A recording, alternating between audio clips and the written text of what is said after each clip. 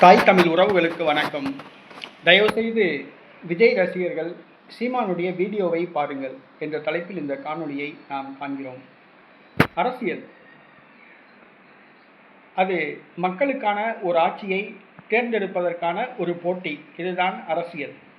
சோழர் காலத்திலே கூட குடவோலை முறைப்படி உள்ளாட்சி பிரதிநிதிகள் தேர்வு செய்யப்பட்டார்கள் என்று சங்க இலக்கியங்கள் வரலாறு தெரிவிக்கிறது.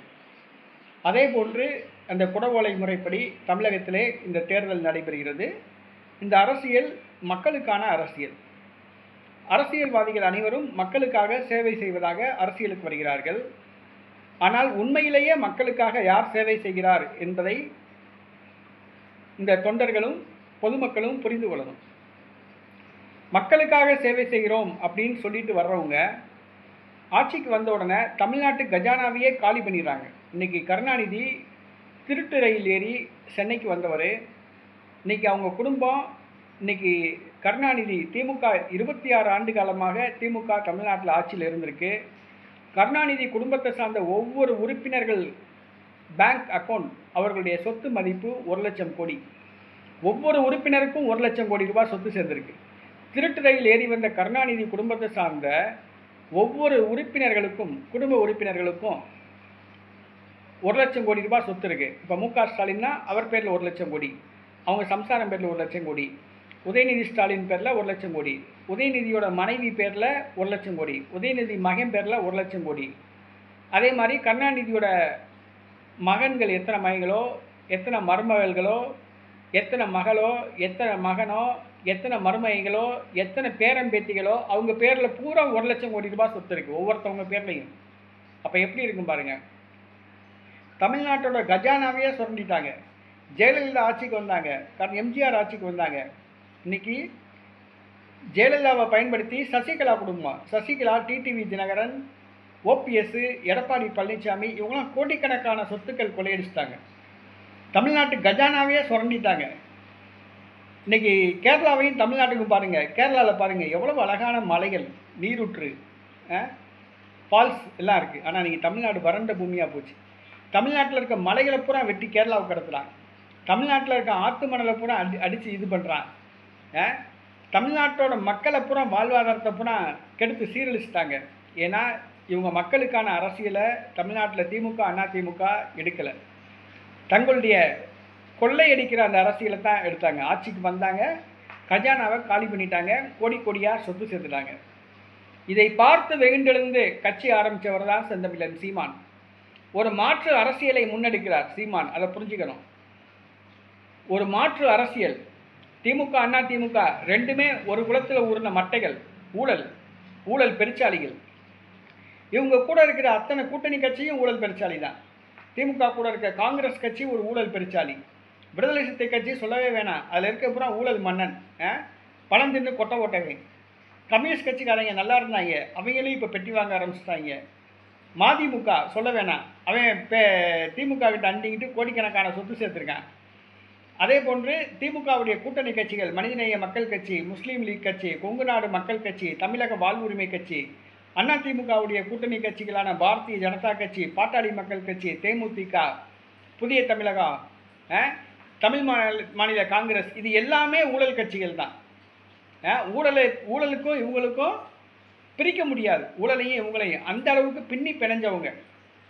ஆனால் அடிப்படை மாற்றத்தை கொண்டு வர்றார் சீமான். நான் ஏன் அதிமுகவோட கூட்டணி சேரணும்? நீ யோக்கியமா?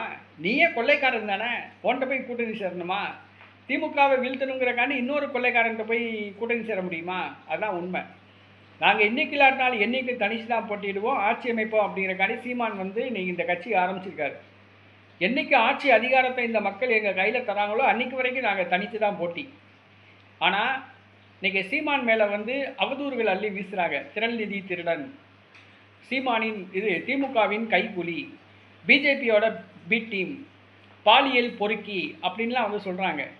நீங்கள் சீமான் மேலே சொல்ல சீமான் மேலே இந்த விதமான குற்றச்சாட்டுகள்லாம் சொல்ல பார்த்துக்கிட்டு இருக்க மக்கள் கேனப்பைய கிடையாது. இது சீமானுக்கு சீமான் மேலே இன்னொரு அனுதாபத்தை தான் மக்கள்கிட்ட ஏற்படுதே ஒழிய, சீமான் மேலே ஒரு மிகப்பெரிய தாக்கத்தை தான் ஏற்படுத்துதே ஒழிய, மக்கள் சீமானை நெகட்டிவாக புரியலை. இன்றைக்கி திமுகவுடைய கைக்கூலின்னு சீமானை பற்றி சொல்கிறீங்களா? மக்கள் பார்த்துக்கிட்டு தான் இருக்காங்க. யார் திமுகவின் கைக்குலி சீமானா யாருன்னு தெரியும். பிஜேபியோட பி டீம் சீமான்னாங்க. பிஜேபியோட பி டீம் நாம் தமிழர் கட்சியா திமுகவா அப்படிங்கிறது பொதுமக்களுக்கு தெரியும். ஆக தேர்தல் வரும்பொழுது கண்டிப்பாக அடி கொடுப்பாங்க மக்கள். மக்களை நம்புகிறோம். மக்கள் எங்களுக்கு வாக்களிப்பார்கள். ஆனால் நாங்கள் ஓட்டு பொறுக்கி அரசியல் பண்ணலை. எங்களுக்கு இந்த ஓட்டு கிடைக்கும் அப்படின்ட்டு அரசியல் பண்ணலை. இதை யார் புரிஞ்சுக்கணும்னு கேட்டால் தமிழக வெற்றி கழக தொண்டர்கள் புரிஞ்சுக்கணும். தமிழக வெற்றி கழக தொண்டர்கள் நீங்கள் முதல் முறையாக அரசியலுக்கு வந்திருக்கீங்க. முதல் முறையாக அரசியலுக்கு வந்திருக்க நீங்கள் அரசியல்னால் ஃபஸ்ட்டு என்னன்னு புரிஞ்சுக்கணும். ஒரு அரசியல்வாதி எப்படி இருக்கணும், ஒரு அரசியல் கட்சி எப்படி இருக்கணும், ஒரு அரசியல் தலைவர் எப்படி இருக்கணும், ஒரு அரசியல் தொண்டன் எப்படி இருக்கணும், ஒரு அரசு எப்படி இருக்கணும், ஒரு தேர்ந்தெடுக்கப்படுகிற ஒரு மக்கள் பிரதிநிதி எப்படி இருக்கணும், அதை புரிஞ்சுக்கணும். ஒரு தேர்ந்தெடுக்கப்படுகிற மக்கள் பிரதிநிதி அதிமுக காரை மாதிரியோ திமுக காரை மாதிரி இருக்கணுமா, இல்லை நல்ல யோக்கியனாக இருக்கணுமா, நல்லா புரிஞ்சுக்கணும். ஒரு அரசு எப்படி இருக்கணும், மக்களுக்கான அரசாக இருக்கணுமா, இல்லை மக்கள் விரோத திமுக அரசாக இருக்கணுமா, இல்லை மனித குலத்துக்கே விரோதமான பாஜக அரசாக இருக்கணுமா, அதை நீங்கள் தான் புரிஞ்சுக்கணும். இன்றைக்கி தமிழக வெற்றி கழகத்தில் தொண்டர்கள் இருக்கீங்க. நீங்களாம் விஜயை பார்த்து அரசியலுக்கு வந்தவங்க ரசிகர்கள். அரசியல்னால் விஜய்க்கு என்னன்னே தெரியாது. அப்போ விஜய் ரசிகர்களுக்கு எப்படி தெரியும், அவங்களுக்கு தெரியாது. விஜய் முகம்தான் தெரியுமே ஒழிய அரசியல் என்னன்னே தெரியாது. இன்றைக்கி அரசியலுக்கு வந்துக்கிட்டு பங்களாக்கில் ஏசி ரூமில் படுத்து தூங்கிட்டு இருக்காப்புல விஜய். ஒரு அரசியல்வாதினா நேரில் இறங்கி களத்தில் இறங்கி போராடணும், அவன் தான் அரசியல்வாதி.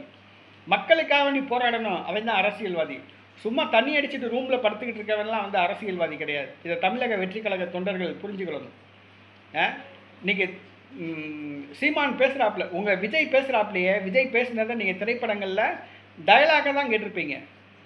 திரைப்படங்களில் டயலாக் தான் கேட்டிருப்பீங்க. என்னைக்காவது விஜய் பேசின பேச்சு ஒரு 10 நிமிஷம் விஜய் பேசியிருப்பாரா? எழுதி கொடுக்காம விஜய் பேச முடியுமா? ஏதாவது ஒரு தலைப்பு பேசியிருப்பாரா? விஜயை பார்க்க தான் நீங்கள் கூடுறீங்களே ஒழிய விஜய் பேச்சை கேட்குறதுக்கு நீங்கள் கூடலை. அதை புரிஞ்சுக்கணும். விஜய் ஒன்றும் ஒரு நல்ல பேச்சாளர் கிடையாது. அவர் முகத்துக்காண்டி நீங்கள் கூடுறீங்க, அவரை பார்க்குறதுக்காண்டி கூடுறீங்க. அவர் 3 நிமிஷம் பேசிட்டு ஓடி போயிடறாப்புல. ஆனால் இங்கே சீமான்னு ஒருத்தர் இருக்கார், நாயாக கத்துறாப்புல, மக்களுக்காக வேண்டி கத்துறாப்புல. மக்களுக்காக வேண்டி இல்லை, உலகத்தில் உள்ள அனைத்து உயிர்களுக்காக வேண்டி, ஆடு மாடு நாய் காக்கா குருவி நரி மனிதர்கள் எல்லாத்துக்காக வேண்டி அவர் குரல் கொடுக்குறாரு. மரத்துக்காக வேண்டி குரல் கொடுக்குறாரு, தண்ணீருக்காக வேண்டி குரல் கொடுக்குறாரு, மீனவருக்காக வேண்டி குரல் கொடுக்குறாரு. இன்னைக்கு செந்தமிழன் சீமான் அவர் பேசுகிற பேச்சை பாருங்கள். தினந்தோறும் மக்களுக்காக வேண்டி ஒரு போராட்டம் நடத்துகிறாப்புல. அவர் பேசுகிற அந்த பேச்சு யூடியூப்பில் போட்டு பாருங்கள். தமிழக வெற்றி கழக தொண்டர்கள் சீமானுடைய பேச்சை யூடியூப்பில் போட்டு கேளுங்க, ஒரு தடவை கேளுங்க. இந்த மக்களுக்கான அரசியலை முன்னெடுக்கிறவர் சீமானா விஜயா? ஒரு உண்மையான ஒரு தூய்மையான ஒரு அரசியல்வாதி சீமானா விஜயா? ஒரு மக்களுக்கான அரசை கட்டி எழுப்ப போகிறது சீமானா விஜயா அப்படிங்கிறத நீங்கள் பாருங்கள். சீமான் பேசுகிற பேச்செல்லாம் நீங்கள் யூடியூப்பில் கேளுங்க. கேட்டுட்டு அதுக்கப்புறம் அரசியல் பேசுங்க. எடுத்த உடனே சீமானை திரள்நிதி திருடன், பாலியல் பொறுக்கி, திமுகவின் கைக்குலி அப்படின்னு சொல்லக்கூடாது. எவனோ ஒருத்தன் உங்களுக்கு சொல்லிக் கொடுக்குறான், நீங்கள் சொல்கிறீங்க, அதுதான் உண்மை. திமுகவுடைய பி டீம் சீமான், திமுகவுடைய கைக்குலி சீமான், பாஜகவுடைய பி டீம் சீமான் அப்படின்னு சொல்லி எவனோ ஒருத்தன் சொல்லிக் கொடுக்குறான். அதே மாதிரி திரள்நிதி திருடன் சொல்லி எந்த நாயோ உங்களுக்கு சொல்லியிருக்கு, அதை நீங்கள் சொல்கிறீங்க. பாலியல் பொறுக்கின்னு சொல்லி எந்த பொறுக்கியோ சொல்லியிருக்கு, அந்த பொறுக்கி சொன்னதை நீங்கள் சொல்கிறீங்க, அதுதான் உண்மை. சீமான் பாலியல் பொறுக்கியாங்கிறத அதை நீதிமன்றம் முடிவு செய்யும். இன்றைக்கு வரைக்கும் எஃப்ஐஆர் போடலை. 15-16 வருஷம் இந்த கேஸ் ஓடி இருக்குது. போலீஸ் ஸ்டேஷனில் எஃப்ஐஆரே போடாமல் உருட்டிக்கிட்டு இருக்காங்க சீமான் மேலே. சீமான் மேலே 250-300 வழக்குகள் இருக்குது. அது எல்லாமும் மக்களுக்கான வழக்குகள். நீங்கள் சீமான் பேசின வீடியோவை பாருங்கள். மரங்களுக்காக வேண்டி பேசுகிறாப்புல, மனிதர்களுக்காக வேண்டி பேசுகிறாப்புல, தண்ணீருக்காக வேண்டி பேசுகிறாப்புல, காக்கா ஆடு மாடுகளுக்காக வேண்டி பேசுகிறாப்புல, இயற்கைக்காக வேண்டி பேசுகிறாப்புல. அவருடைய வீடியோவை போட்டு கேளுங்க.